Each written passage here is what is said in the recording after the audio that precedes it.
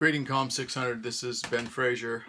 Just want to do a quick video today to remind you that next week the third critical review is due, and I'm going to give you until Wednesday to get that review done.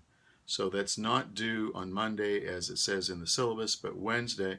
Also, the final, the major paper, it's the critical analysis of an artifact of some sort that is due on the 23rd of this month. That's Thanksgiving week. I will allow you to turn that in until, I'll give you till Wednesday to turn that in as well. So I wanted just to emphasize both of those things. I noticed not many of you have been posting on Flannery O'Connor yet, and last week, or was it a week and a half ago, I gave a video on Flannery O'Connor. I actually did it for 2 classes, and I mentioned that other class, and I didn't mention you, and I apologize for that. And maybe reference one work that you really didn't read in there as well. But the material is the same because I'm having you read many of the same things in that particular class period. They both were on Flannery O'Connor. So I just listened to it again. It's totally right on target, but I just said class 709 instead of 600. I wanted to just remind you about this as you're reading this week, O'Connor. I will come back and talk about O'Connor. I've been reading as your responses have come in. I've been reading a little bit about that, just see how you're doing. But I'll come back and talk about those stories, the 3 stories I've assigned, because they're so, I think, important and illustrate well some of the issues that are needed for us as Christians to communicate. And so I want to just encourage you to read those stories, explain a little bit more about Flannery O'Connor. I know I explained some about her, particularly I explained in the indirect area, but I wanted to explain just a little bit more about her. First, Flannery O'Connor was born in 1925, born in Georgia. Lived most of her life there, although she did go to she went to an all-girls school in Georgia, did very well, went to Iowa writing school, one of the famous writing schools in the United States at Iowa University. Went to the writer's school there, was seen as a kind of a little bit of a misfit herself, not in that she was acted any way wrong. She was just a little odd. She had a thick Georgian accent. In fact, there's a story when she first went there that she went for the interview to get into the writer's workshop, and the person in charge was talking to her in his office, and she had such a thick accent he couldn't understand her. So he said, "Could you write that out?" And so she wrote, would write her answers out to his questions, and then they would communicate that way. Eventually, her accent was not as pronounced, and she was able to be understood. It was very clear while she was in that workshop that she was a gifted writer. And after that, she went to New York to, I believe it was Yadu. It's a special place for artists to just focus on their work and write. It's kind of like a community of artists. And she went there for a year or so, but her father, when she was a teenager, died of lupus, got lupus and died within a couple of years. She, in her early to mid-20s, was diagnosed with lupus, realized that she couldn't stay away from her home, went home back to Georgia, lived with her mother. In many ways, that has given her a voice, because you can see in her story she talks about common people in the South, as she's a Southern writer. And so she couldn't work many hours. She'd work 2 or 3 hours in the morning, spent the afternoon. She loved birds, and she would raise chickens and ducks and turkeys and all just different kinds of birds. But particularly she liked peacocks, and so she raised peacocks. But she was in and out of the hospital, went to church every time she could. She was a strong Catholic in the Protestant South, so kind of an outsider there as a Catholic, but a strong Christian writer. And so you can see elements of this sickness that haunted her all the way through her life, even though she was a Christian. And she died at 39 of lupus, working on that last story, Parker's Back. Actually, the doctor said, don't work on it, and she would hide it under her pillow, and when he was gone, he'd bring it out and be editing it, and she was very fastidious in terms of her editing and that sort of stuff. So you can see that in the last 9 years of her life, even when she was giving some of the lectures that you read, a couple of them,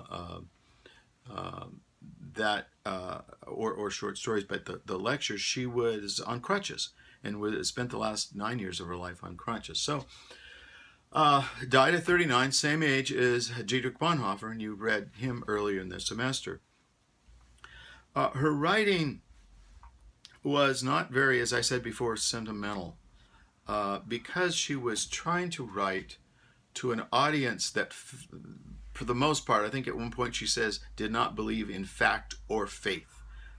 What she thought was the beginning of the secular movement in the United States, and that she needed to write to that modernist mind that believed primarily in reason and de-emphasized revelation. And so she said, when you write to somebody that doesn't believe in the authority of Scripture, that doesn't believe many things the church does, trying to jam that down or tell sentimental little stories of how warm Christianity is, doesn't get their attention at all. They turn it off. So those kind of movies, those kind of stories, those kind of media are ignored.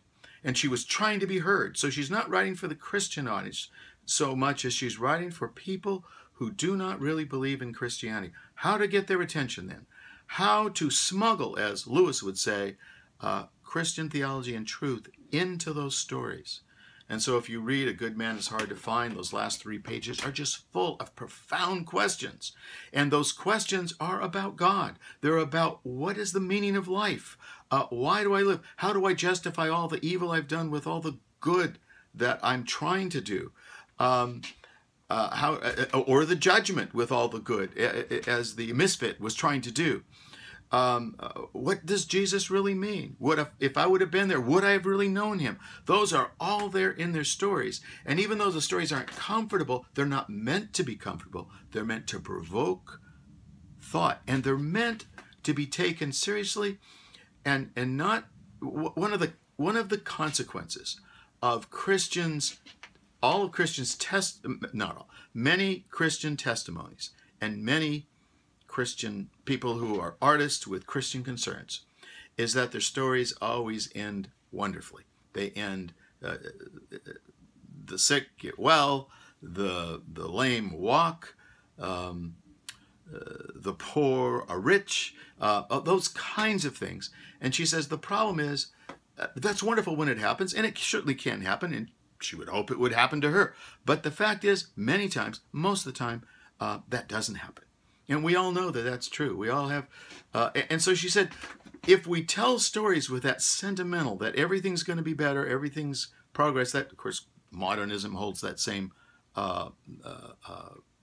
assertion out to us as well.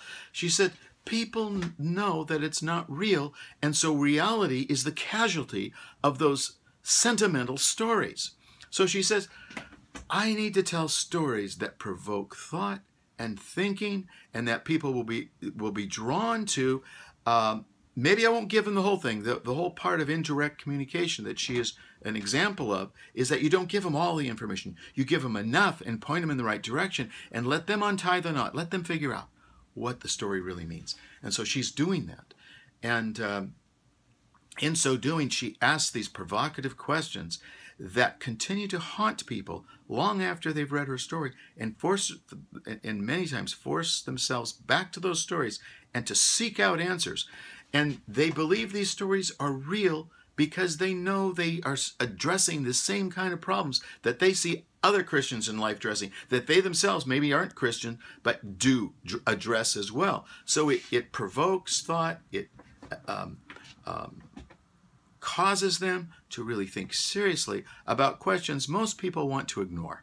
Most people are amused and want to amuse or not think seriously about the kinds of questions. In every one of her stories, she has those serious questions. I'll talk a little bit about that. I just want you to watch out for those questions in the stories, to realize that she's not trying to make you feel good in these stories. She's trying to provoke you to take seriously the issues that she brings up in there. And also remember, too, in every one of her stories, there is the offer of grace.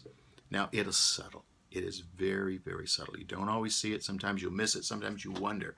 But if it provokes people to think over and over again, it might begin them on their own journey to finding Christ, and that is exactly what she wanted to do. Now, her own mother didn't like her writing that much.